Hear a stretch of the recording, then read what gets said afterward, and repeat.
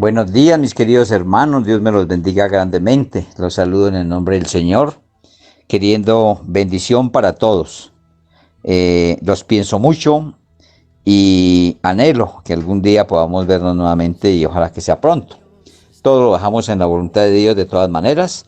Y hoy quiero pedirle a nuestro Dios que también nos dé la inteligencia y la sabiduría que necesitamos para seguir en este estudio de su palabra. Estamos mirando los autos de la iglesia. Estos autos de la iglesia son tres y son autosostenimiento, autogobierno y autopropagación. Y ya empezamos a ver autosostenimiento y lo vimos en el primer lugar, en el ministerio de Jesús, habían personas que le servían de sus bienes. También vimos, tenía un tesorero. También vimos, los creyentes en la iglesia primitiva aportaban económicamente para la obra. También vimos la iglesia en Filipos aportaba para el ministerio del apóstol Pablo. Y por último vimos, los creyentes aportan para la obra como proponen en su corazón. Entonces hasta aquí hemos visto el estudio y hoy vamos a empezar con practicar la generosidad en el dar y la igualdad en el recibir. Así que vamos a mirarlo a través de la segunda carta a los Corintios 8 del 13 al 15. Segunda carta a los Corintios 8 del 13 al 15 nos va a indicar sobre practicar la generosidad en el dar, ¿sí? Y también la igualdad en el recibir. Ya miraremos detalladamente. Por ahora miramos la palabra de Dios entonces y dice así: porque digo esto para que haya para todos, para otros holgura y para vosotros estrechez. Vuelvo y leo: porque no digo esto para que haya para otros holgura y para vosotros estrechez, sino para que en este tiempo, con igualdad, la abundancia vuestra supla la escasez de ellos, para que también la abundancia de ellos supla la necesidad vuestra, para que haya igualdad, como está escrito: el que recogió mucho no tuvo más, y el que poco no tuvo menos. Aquí el Señor nos quiere dar una gran explicación de que tenemos que ser muy generosos en el dar, ¿sí? No olvidarnos que siempre estamos llamados para dar. No cansarnos en ese gran ejercicio de dar y dar, no solo para el Señor, para su obra, para los que trabajan en su obra, sino también para muchas personas que necesitan. Hay mucha necesidad, por donde quiera que vayamos hay necesidad. Pero debemos de hacerlo generosamente, ¿sí? No escasamente, porque leímos ayer que el que da generosamente, pues recibe también generosamente. Y Dios lo que quiere enseñarnos es porque Él tiene mucha abundancia. Él es dueño de todo. Y Él, así como le demos a Él o a cualquiera persona que necesite, pues Él también generosamente nos va a dar. Él está prácticamente haciéndonos ver claramente como una medida de dar como para recibir. Y a la medida que se dé, eso mismo hace el Señor, porque es un Dios justo, es un Dios justo. Así que empecemos a entender primero esto. También el apóstol Pablo está haciendo aquí referencia de que esto que está diciendo, dice: porque no digo esto para que haya para otros holgura y para vosotros estrechez. O sea, es lo que quiere decir, que le gusta la igualdad. Así que está enseñando para que nosotros también exista una igualdad en todo. Así que no es porque quiera preferir a otro y dejarnos a nosotros a un lado, los conocedores de Dios. No, tiene que ser igual. Así que sigue diciendo: sino para que en este tiempo con igualdad la abundancia vuestra supla la escasez de ellos. Dios cuando nos tiene en abundancia, podemos ayudar, ¿sí? Si muchas veces podemos ayudar de la escasez, cuando haya la abundancia también hagámoslo remesadamente, que se vea que realmente es una ayuda importante. Porque dice que también en la abundancia de ellos supla la necesidad vuestra, porque ¿quién va a garantizarnos que no tengamos una necesidad en otro tiempo? Hoy podemos estar muy bien. Muchos estaban muy bien en un tiempo como el que está pasando ahora. Pero en este momento hay escasez. Aún las empresas y los que tenían dinero se han visto abocados a escasez porque los cogen en dificultad de compromisos, de pagos de arriendos, de pagos de sueldos, de nóminas, y de pronto no se tenía todo eso y empiezan a verse en que ya prácticamente tienen que cerrar sus negocios. ¿De dónde acá? Cuando venían lo más de bien. Entonces uno muchas veces tiene, pero mañana, ¿será que seguimos teniendo? Hay que darle, no ser negativos desde luego, pero sí ser consecuentes de que en cualquier momento puede cambiar el curso de nuestra riqueza o de nuestra prosperidad o del que tengamos en otro tiempo puede haber escasez. No hay que estar muy seguros porque el que esté seguro mire que no caiga, ¿no? Dice la palabra del Señor en la vida espiritual y también en lo material. Entonces, él lo que busca aquí es darnos a entender sobre la igualdad. Y aquí dice, como está escrito, el que recogió mucho no tuvo más, porque muchas veces se recogen, otros no recogen igual que uno, por ejemplo, una cosecha. Pero no tuvo más, quiere decir que él se da cuenta de que los demás no recogieron igual. Entonces, ¿qué hace? Ser generoso con los que no recogieron igual que él. Porque mañana quién sabe si él tenga que recoger menos. Y esa persona que recoge más también va a obrar con misericordia. El Señor nos quiere dar a entender de que los tiempos cambian, mis hermanos. Ayer estábamos muy bien, hoy cómo estamos. Mañana podemos estar muy mal, pero podemos estar mejor.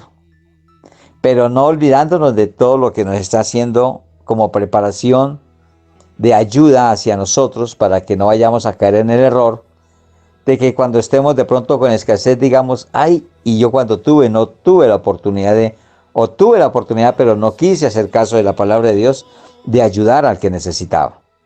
Así que mis hermanos, miremos qué necesidad tiene nuestro prójimo, nuestra familia, nuestros hermanos en Cristo, todos y cada uno de los que puedan necesitar. Así no los conozcamos, hermano. Hay mucha gente que no conocemos nosotros.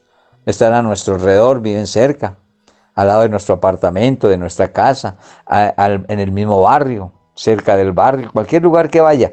Dios no mira, no quiere que miremos que sea únicamente nuestra familia o nuestros amigos o nuestra familia solamente en Cristo. No, el ayudar es al que lo necesite, porque también nosotros podemos recibir e incluso del que ni conocemos.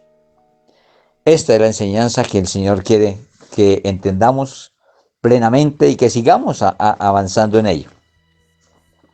También el Señor quiere que miremos los que trabajan en el Evangelio, que vivan del Evangelio. Esta es otra partecita que de pronto muchos la han leído y muchos son conocedores de ella, pero a veces la quieren desconocer como digo yo, por negligencia o por muchos por no querer aportar. Es una situación que hay que tenerlo en cuenta. Yo les dije a mis hermanos que estoy tocando un tema, me tocó este tema ahorita del autosostenimiento y es un tema que yo casi no toco cuando predico y enseño, lo dejo de un lado. Porque yo ya he enseñado hace mucho tiempo sobre el dar el diezmo, la ofrenda, la primicia, que es lo único que se pide en la Iglesia Cristiana de Cundinamarca, nada más. No hacemos ni esto de, ¿cómo se llama? Siembras, ni lo otro que pactos y todas las cosas que por lo que sé que no debe ser, no es bíblico, entonces no lo enseño. Pero enseño lo que es bíblico, lo que realmente Dios quiere que enseñemos, como es el diezmo, la ofrenda y la primicia. Pero se enseña, Más no se vive recalcando esa situación, no se vive diciéndole a las personas, tener que acordarles sobre algo que ya tienen que saber.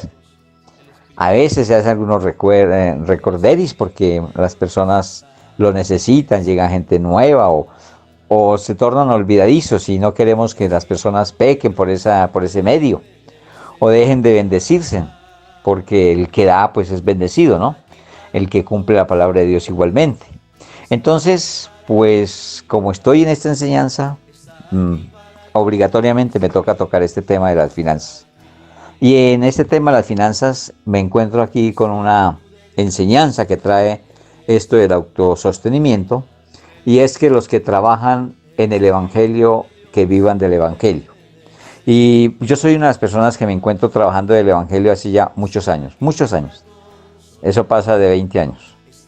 Y mientras que yo he estado trabajando en el Evangelio y sentí el llamado del Señor, hice una obediencia a ese llamado. Y quise obedecer ese llamado y me propuse a trabajar de tiempo completo para la obra. Y de todos estos años acá, dejé todo lo que era secular, o sea, lo que me daba mi ganancia, para poder vivir de ello. En una palabra quiero decirles, mis hermanos, que gracias a Dios puedo decir que me iba supremamente bien. Yo fui un empresario, tuve varias formas de empresa y en todas fue muy, muy próspero, gracias a Dios. Y Dios, no tan conocedor de la palabra, me hacía aquella persona misericordiosa, dadivosa. Y por eso Él también tiene en el libro de la memoria cómo fui como persona en ese tiempo. Y ahora trabajo en el Evangelio y así como lo dice en esta parte que vamos a leer, primera carta a los Corintios 9, 13 al 14, me toca también vivir de lo que los hermanos aportan para la iglesia. Así que pues no me avergüenzo de ello porque es un trabajo digno. Me siento tan honrado poder llevar la palabra a mis hermanos, orar por ustedes a tiempo y fuera de tiempo, bendecirlos con oración. Cuando he tenido la oportunidad, la iglesia ha bendecido a mucha gente en ayudas. En este tiempo hemos ayudado al hermano Bernardo, que se encuentra con dificultad. En este momento él se encuentra con dificultad. Ya hemos podido ayudarlo a él en forma personal. Como iglesia también ha recibido ayudas, pero aún él está esperando de nuestra generosidad. Así que todo esto el Señor lo pone ahí para que no nos olvidemos de lo que Él nos está enseñando. Por ahora vamos a mirar esta cita bíblica de primera carta a los Corintios 9, 13 al 14. Y dice así: ¿no sabéis que los que trabajan en las cosas sagradas comen del templo, y que los que sirven al altar, del altar participan? Así también ordenó el Señor a los que anuncian el Evangelio que vivan del Evangelio. Entonces, esto es algo que no podemos cambiarlo, ya está escrito. Y al nosotros dejar de trabajar en las cosas seculares, dejar todo aquello por la cual dependíamos en las labores, para poder entregarnos sosegadamente y ampliamente al pueblo de Dios, pues lo único que esperamos es que cumplan la palabra de Dios, sean fieles con la palabra de Dios, y así no tengamos que mendigarles o pedirles, sino enseñarles una o dos veces y cada uno obedece. Y cada uno se bendice como quiere bendecirse, ¿sí? Amplia, generosamente, o únicamente sabiendo multiplicar nada más. Eso es todo. Mis hermanos, el que tenga oídos para oír, oiga lo que el Espíritu quiere decir a las iglesias. Ahora también vamos a mirar, estar pendientes de las necesidades de los hermanos. Mire, aquí te habla para ustedes, mis hermanos. Cuando haya necesidad entre nosotros como hermanos, unos con otros, tenemos que darnos cuenta de eso. Nosotros en este tiempo que no estamos viéndonos, no podemos darnos cuenta de las necesidades de los hermanos. Pero debe de haber confianza en los hermanos que estén con necesidad para llamar y avisar: me encuentro en tal condición, como lo han hecho algunos. Cuando hay esa necesidad, entonces obramos, hacemos algo. Pero cuando no se da a conocer, dígame cómo hacemos nosotros. ¿O cómo hacen las personas? ¿Cómo hacen las personas del grupo, de la iglesia cristiana? Cuando no sabemos, no nos llamamos, no usamos el teléfono para saludarnos unos con otros. Muchos me dicen, me llaman, pastor, Dios lo bendiga, me saludan. Me dicen, ay, ¿cómo está mi hermano tal? Le ruego el favor que cuando lo llame lo salude. Hermano, eso no es así. No es así, mis hermanos. Nosotros tenemos que, si no sabemos el teléfono del hermano, pídanselo al pastor o llame a alguien que lo tenga. Porque tan bonito es que una persona se apersone de llamar a otro personalmente y no por razón. Así que esto es importante, mis hermanos. Yo se lo quiero decir con todo el amor que me asiste, porque no quiero fastidiarles de ninguna manera, sino darles una enseñanza de cómo hacer que otro se sienta bien con un saludo tuyo personal. ¿Ok? Porque de pronto esa persona no está recibiendo, está siendo ocupado en sus cosas, pero llega una llamada de un hermano que conoce la iglesia y se va a alegrar mucho, ¿sí? Porque dice, uy, vea, ocupó unos minutos, un segundo, unos tiempos para saludarme, eso es importante. Y a veces le quita hasta el estrés, algo de preocupación, eso ayuda. Entonces lo hago más porque nos ayudemos, no solamente en el dar de la economía, de las especies, sino también del afecto, del amor, del compañerismo, de la hermandad entre cristianos. Eso es lo que quiero significar. Entonces estar pendientes de las necesidades de los hermanos, lo vemos en Timoteo. No, sí, Timoteo 3:14. No, es Tito. Tito. Ah, Tito, sí, Tito. Tito 3:14. Y en Tito 3:14 dice, y aprendan también los nuestros a ocuparse de buenas obras para los casos de necesidad, para que no sea sin fruto. Mire lo claro que está. Si nosotros nos afanamos, estamos pendientes de las necesidades de los nuestros, ¿sí? Aquí está hablando de la hermandad, de los nuestros, entre nuestra familia, de nuestra familia en Cristo. Entonces está diciendo aquí que no seremos sin fruto, siempre habrá fruto en nosotros, porque si nos ocupamos del necesitado, esto hace que no nos falte a nosotros nada, siempre va a haber fruto. Hay que saber entender esto tan pequeño que dice la palabra de Dios, porque es una realidad. Y los que ya tenemos experiencia en la misericordia y en el dar, entonces sabemos y podemos aseverar y podemos decir, somos testigos de que eso es una realidad, es un amén en el Señor. El autosostenimiento de la iglesia depende de la fe en Dios, oigan esto. O sea que se hace muy importante para el sostenimiento de la iglesia. Mire que ya no estamos mirándolo por parte económicas, sino por parte de la fe. O sea que es muy importante que en la fe de cada uno de nosotros sea una fe verdadera, porque esto depende del autosostenimiento de la iglesia. Si Dios ve que no hay fe en nosotros, entonces la iglesia puede menguar. Así que tenemos que miremos bien nuestra fe, cómo está andando. Miremos en Génesis 22:7-8. No se le olvide que estamos viendo el autosostenimiento de la iglesia depende de la fe en Dios. Génesis 22:7-8 dice así. Entonces habló Isaac a Abraham su padre y dijo, Padre mío. Y él respondió, heme aquí, hijo mío. Y él dijo, he aquí el fuego y la leña, mas ¿dónde está el cordero para el holocausto?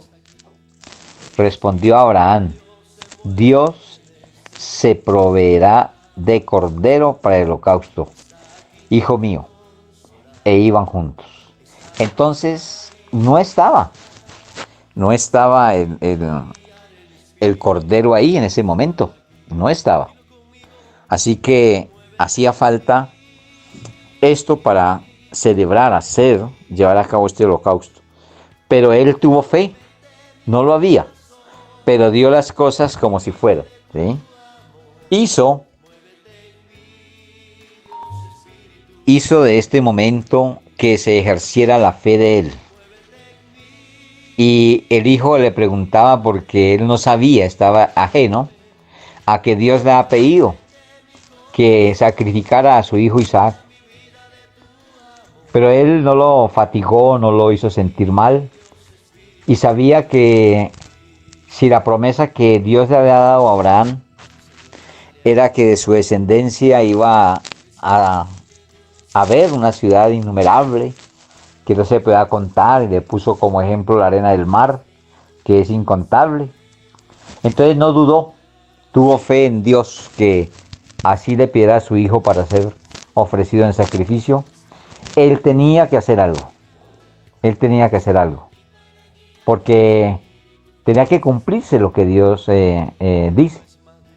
Y Abraham sabía que Dios no puede quedar mal con lo que él se propone o con lo que él dice o con lo que él nos ofrece como promesa. Y esta promesa que le ha hecho a él no la tuvo en duda.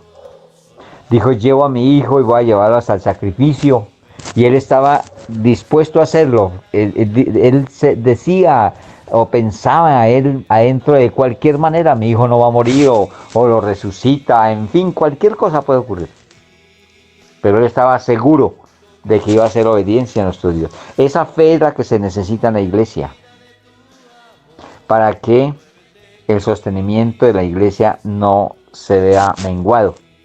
¿Ve? Si todos obramos con esta fe, como obró Abraham, se hace, porque inmediatamente él está diciendo estas palabras e inmediatamente se dio cuenta que un cordero estaba trabado entre las cuerdas de un cercado. Y ahí donde el hijo ya se dio cuenta de que estaba la provisión ahí. Y nosotros también, como Abraham, tenemos que ver que él está con la provisión, o sea que nunca va a hacer falta. Si nosotros tenemos fe, nunca va a hacer falta. Por eso nosotros tenemos que hacer todo. Los negocios, las cosas que emprendamos, cualquier sociedad o cualquier cosa que hagamos, llámese como sea, tenemos que ponerla y hacerla con fe. Porque si no se hace con fe, la palabra de Dios dice que todo lo que se hace sin fe es pecado. Así que tenemos que poner la fe para no ir a entrar en un terreno equivocado. Mis hermanos, es muy importante la fe aquí y en toda parte de las iglesias. Acuérdense que iglesia somos nosotros, ¿no? La iglesia es la que tiene que tener fe. Dentro de los ingresos de la iglesia dentro de los ingresos que la iglesia recibe, se encuentran, mira aquí está dando a entender de cómo es el autosostenimiento de la iglesia, cómo y de qué y de a dónde, cómo es que se sostiene en la iglesia, o sea, el autosostenimiento. Dentro de los ingresos de la iglesia que la iglesia recibe se encuentran los diezmos, las ofrendas, como también donaciones voluntarias, ¿sí? Así que miremos bien que la persona que ha conocido y recibido a Jesús en su corazón diezma, reconociendo a Jesús como su Señor y como sumo sacerdote según el orden de Melquisedec, que no pertenece al orden de Aarón ni bajo el sacerdocio levítico, por medio del cual se promulgaba más bien la ley, en agradecimiento por haberle hecho verdaderamente libre de pecado y salvo de la condenación del infierno. O sea que de estos ingresos, como dice acá, vamos a ver en la palabra de Dios, con el diezmo, con la ofrenda, con estas dádivas, con todo aquello que se da voluntariamente, ¿sí? Entonces, de esto es que la iglesia hace su sostenimiento. Vamos a hablar sobre los diezmos. Y porque muchos no creen, o más bien como que no han entendido sobre los diezmos. Entonces, si hay alguna duda, la podemos despejar a través de la palabra de Dios. Y los diezmos fueron dados por Abraham antes de la ley de Moisés. Pónganle mucho cuidado.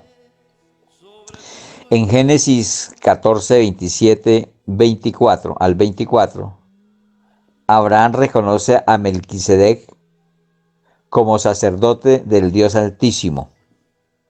¿Sí? Abraham da a Melquisedec de los diezmos de todo, desde un hilo hasta una correa de un calzado. Igualmente, Melquisedec bendice a Abraham. Entonces vamos a tener que mirar de Melquisedec y Jesús un paralelo. Y ese paralelo lo podemos ver en Hebreos 7. ¿Sí? Entonces vamos a leer primero la cita que les di ahora de Génesis 14, del 17 al 24.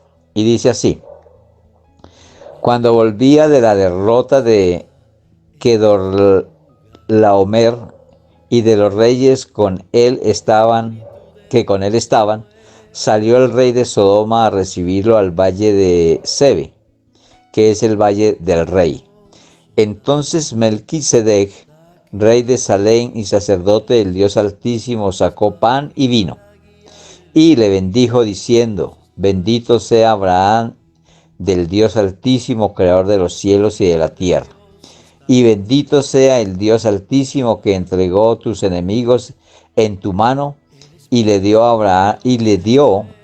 Abraham los diezmos de todo. Entonces el rey de Sodoma dijo a Abraham: Dame las personas y toma para ti los bienes. Y respondió Abraham al rey de Sodoma: He alzado mi mano a Jehová Dios Altísimo, creador de los cielos y de la tierra, que desde un hilo hasta una correa del calzado nada tomaré de todo lo que es tuyo, para que no digas: yo enriquecí a Abraham, excepto solamente lo que comieron los jóvenes y la parte de los varones que fueron conmigo, Aner, Escol y Manre, los cuales tomaron su parte. Así que es claro que no nos da aquí un ejemplo de que no podía quedarse con lo que le pertenecía al sacerdote. ¿Sí? Así que miremos ahora este paralelo entre Melquisedec y Jesús. En Hebreos 7 que vamos a mirar